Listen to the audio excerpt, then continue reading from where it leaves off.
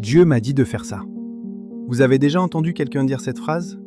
Peut-être l'avez-vous déjà dite vous-même. Mais voici une question dérangeante. Et si ce n'était qu'à Dieu, mais simplement ce que vous vouliez très fort? Comment faire la différence? C'est l'une des confusions les plus fréquentes. On prend un désir personnel et on lui met une étiquette spirituelle. C'est ma vision, c'est mon appel, c'est la volonté de Dieu. Et le plus troublant, c'est que vu de l'intérieur, un désir et une direction de Dieu peuvent ressembler exactement à la même chose. Alors revenons à David.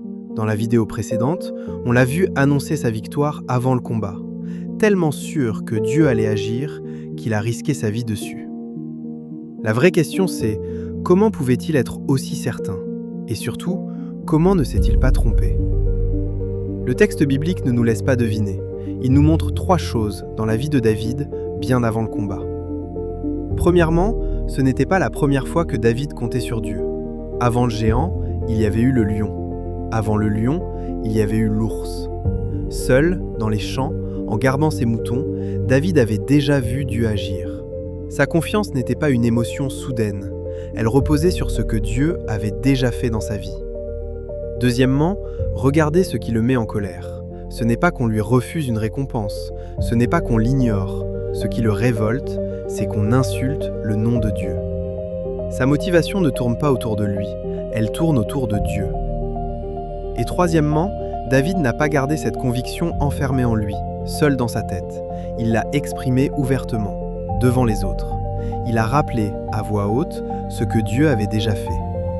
Sa conviction n'était pas un secret intouchable, c'était quelque chose qu'il assumait, au grand jour. Une expérience réelle avec Dieu, une motivation tournée vers lui, une conviction assumée au grand jour. 3 marqueurs. Mais attention, le texte ne nous demande pas de les reproduire. Il nous montre simplement ce qui était déjà présent chez David, avant même qu'il fasse ce choix. Et je sais ce que vous vous dites. D'accord, mais concrètement, moi, comment je fais? Alors voici un filtre, un seul, mais qui élimine déjà énormément de fausses volontés de Dieu. Le voici.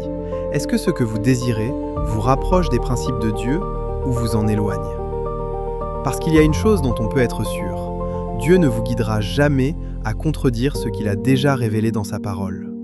Si votre vision vous pousse à écraser les autres, à mentir, à tout sacrifier à votre ego, ce n'est pas lui. Mais retenez bien ceci, c'est le premier filtre, pas le seul.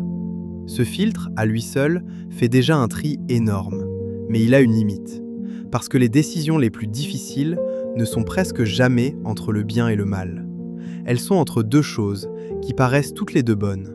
2 bonnes opportunités, 2 bons chemins. Là, ce filtre ne suffit plus, et il en faut d'autres, plus fins. Ces autres filtres, je les détaille un par un dans mon livre « Les secrets bibliques du succès », ce que les gourous modernes ont redécouvert. Le lien se trouve dans la description. Et si vous aimez ce genre de contenu, abonnez-vous, parce que vous découvrirez que beaucoup de concepts que nous pensons modernes aujourd'hui existaient déjà, depuis très longtemps, dans des principes beaucoup plus vastes.